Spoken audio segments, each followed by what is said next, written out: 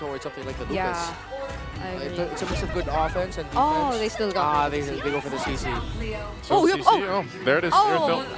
It's an Aerothil. You were thinking it was the Prime skin? I thought it was a yeah, Prime you're skin. thinking it with the voice line there, but it is going to be the Aerothil. And again, this is probably mainly just because of mobility. Yeah. I mean, the Beatrix would be great and all, and yeah, she's able to go ahead and get away a little bit, but Aerothil's better for that. Okay. Last pick is the Farsa, like we mentioned earlier on in the draft, so these are now locked in.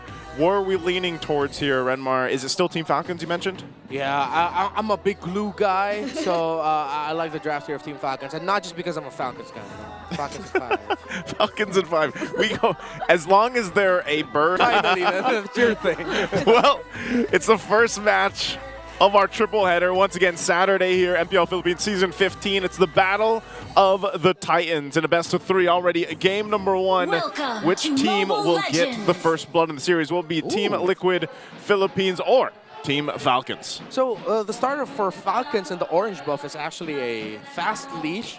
It was 3 bodies committed into the orange start for Kyle TZ so that they can clear that up as quickly as possible. That's where the Granger of Super Marco went first alongside, but Ogwin accidentally got the orange buff. We saw this with tlph last week. Yeah, JP accidentally got the buff of Carl. Now this time it's Ogwin who got the buff of Kyle. Oh, No. that could have been such a fast start to their jungling rotations, but now Kyle TZ will have to look for more just to compensate for that. He'll be able to hit level 4 though, since he was able to clear out his side of the jungle top side, plus getting the gold crab. So that was a good adjustment that they did to balance it out. But yeah, it's going to be an orangeless Joy who did not lose out farm though. Whoa! That was fast. Oh. Fast flicks. And the flex. Is that what you call athletic That is flickers? athletic from both of them. From both of them, right? I like it. Also taking a look at the placements here. Kyle T, yeah, even though he doesn't have orange, he's still relatively fine, you know, in terms of even. He's actually ahead of Carl TZ. Yeah, he actually is. And we might see something happen down bottom. Kyle TZ using the electrifying beats, but it will be dodged by Carl and Sanford. Nothing much happening yet. Still the farming for both of these teams. Ogwin's not trolling him. Tosses are here and there, but it seems like Ogwin might be the first to fall. That was very unfortunate for Team Falcons. Yeah, big punish, and that slows down the rotation and the scaling for Falcons, as Team Liquid will be able to get the turtle without a problem unless Kyle has another plan for it. It seems like he does have a plan. He's Sanford buffless. will use the curtain call. Oh, denies! The dash coming in from Kyle TZ, and now with the yo-yo blitz, he will attempt to take him out, but he will be able to survive. That was a great play. Okay, that was tough to see. So it seems like one thing building on the other right now for Team Falcons, and it's not going their way here. Yeah, and Oheb is beating Marco in lane right now. Of course, the Aerothel being one of the natural counters to the Granger in lane. Lately, though, it's become a little bit of a 50-50 between those two heroes and who wins and who loses. But in this specific matchup so far, it's Oheb winning in the gold. But this is literally Ogwin helping and babysitting Kyle, making sure that he gets more farm. But look at that late surge. Oh, there's the unstoppable force though, and look at the dispersion rotation, just denying the attempts from Falcons, taking down Ogwin, and now Few might be next. That's a double kill for Carl TZ. And it's a killing spree for him. Plus an emblem, the killing spree. Actually, that's what he has. So, Yes. yeah, Carl TZ, great entries and timing. So, when we were talking about the condition of controlling the center of the map so far, how Sanji, JB, and Carl have been playing around it so that it controls the rotations of Falcons right now have been great. Did you see? They're doing a great job. Yeah, and even in the XP lane, it was just zoning out Flap, cutting him off from getting some of the XP cards. So it is Ogwin kind of babysitting right now, Kyle TZ, but so far that's one of the things. If he doesn't actually have, oh no, diversion? Diversion, and they go for Kyle TZ, try to burst him down, but he's able to escape. Few also using the Fettered Airstrike. There's the toss, and Carl TZ will just focus onto Few, but it seems like Sanford's the one getting bursted down. Flicker from Ogwin, and the split is still there, or it was already previously used. Ogwin falls, and Flap TZ, despite all that, he still survives. Straight up, Falcons are just getting outplayed right now. Team Liquid Philippines seems to have a counter for everything that Falcons are tossing at them. Looking at the items between Oheb and Super Marco, slight lead here for the Irithel. Already has the Haas Claws on the way to rush building the Hunter Strike for Super Marco.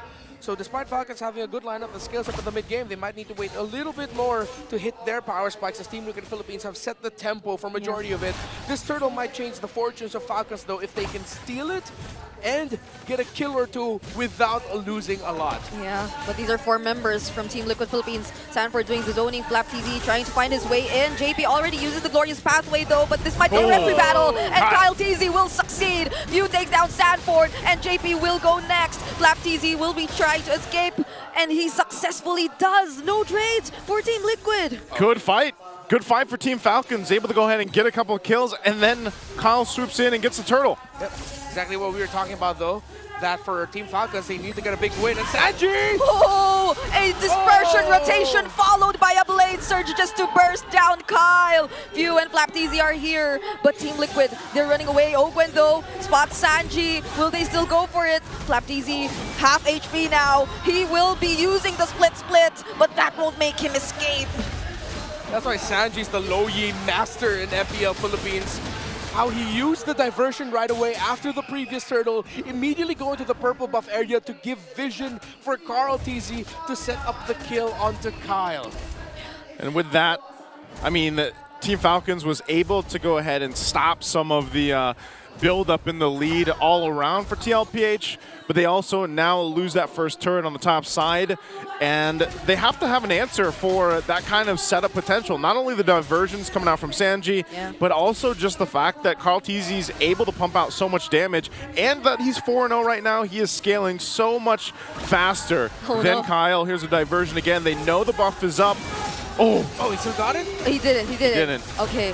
KyleTZ was still able to secure it, but there's the curtain call also used. This feels really interesting since honestly you would think that Falcons with the Jawhead and the Pharsa would be the ones who will be rotating really fast. But I feel like since Ogwen's been trying to help KyleTZ for a majority of the early game, Team Liquid Philippines gets to position themselves first. And but there's the engage coming in from Falcons though, uses the ejector onto JP. The glorious pathway will be the response, however, and he still sustains, but not for long as he gets taken down by Super Marco. Yeah, that's a big pick off there for Falcons. They might be able to continue this. They go for the conceal. Conceal's going to be used. Fighting for the last turtle of the game. It's 1-for-1 so far. They just hold it there with Sanford. A diversion again on the other side. Might be looking for a surprise attack here. Oh no, they spot out Few! And they force out the flicker curtain call coming in from Sanford. They can't use the wings by wings, but then Sanford will still go for it, taking down Few. And now Sanford is the trade. But that's a 1-for-1 so far, and they're still gonna go for it. They captured KyleTZ. He gets the bullets from the Rhapsody. And with the unstoppable force there as well, they will make sure that he goes down. Another glorious pathway coming in from JP. Slows down Ogwen. But Falcons, they're just buying time. They're just gonna take the objective. Okay, no KyleTZ here for Team Liquid Philippines, no retribution, but KyleTZ used his, so they cannot rush this turtle. It's gonna be a reset, and another big fight potentially coming up for turtle number 3, diversion, to send Oheb to the bottom lane.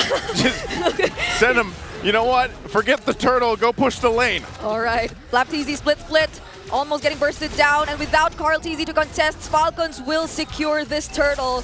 But it seems like Oheb is getting his hands on the second turret so far of the game. Good trade. They knew they weren't going to be able to go and contest for that turtle, so they might as well go grab the second turret for them. And that's the advantage right now they have against Team Falcons leading into the eventual Lord. They have no turrets down, so they have a little bit more space to work with on the map. Yeah, that's something that you have to deal with when you're up against a low yi and you're not really a lineup built for macro. Although, yes, you can get around the map quickly as a Jawhead and the Pharsa. It's just the overall macro leans towards Team Liquid Philippines, while Falcons likes to play around pickoffs and engagements. That's how they're keeping themselves in game right now within distance of Team Liquid Philippines because they're winning some fights. And another diversion is committed. Oh, right there. Go for flaptz. JP trying to block the other members, but flaptz will be able to sustain the damage. And they force out the feathered airstrike too from Few, but there will be no casualties just yet. Yeah, Glue. And maybe this is why Redmar mentioned he's such a fan for Glue. Glue is so good at being able to withstand that amount of damage, with the split and everything else, especially when he starts to continue to build up some of the defensive items here. You're already taking a look, though. The damage dealt Sanji and Carl really high up there, but I do expect as the game goes a little bit longer into the late game, Few is going to be a pretty big threat when it comes down to especially those objectives because he's only got the glowing wand right now. Yeah, same thing goes for Super Marco, who just built up his third item, already up to the Malefic Roar. But of course, he gets that quickly because he went for the Sky Piercer second to toss up. Oh! Oh! They find Carl right before the objective spawns. Yikes! That's not good for the Liquid girlies out there. yeah, that's and the one beside me. and the one beside you. That's the Noops right now. They might be able to delay it, though. I know it is up in about 5 seconds. Carl's got about 12 on the death timer. tlph might try to go ahead and stall it out unless they just give it up and get ready for a base defense because they should be able to clear things. Because look how fast this is going. Yeah, there's not enough time here. Oh no, there's a diversion though, but they still won't make it in time. Are they still gonna commit? Oheb with a heavy crossbow decides to join the fight, but Sanford is the first to fall. Now Sanji uses the flicker to get away because JP might inevitably fall too. And that's all the more better for Falcons. They don't just get the objective. Super Okram looking good right now. He's 4-0 and 2. I believe that's 2 or 3 stacks on his Sky Piercer, considering when he built it and the kills he got since then. And yeah, again, you're seeing why I'm a glue guy. Ogwin with the conceal. Oh, Ogwin going for Sanji. Oh, it's not Oheb he's after. It's actually Sanji. Now Super Marco's unstoppable, and they expose the mid lane base turret of Team Liquid. At this point, Ogwin's made up for taking the orange buff at the beginning of the game. He's gotten so many tosses on the right targets. Now they're going to approach the base. The shields are still up, so these are going to pop, but the feathered airstrike comes down. No more holy shields for the top lane turrets. But Team Liquid Philippines successfully clears it out for now.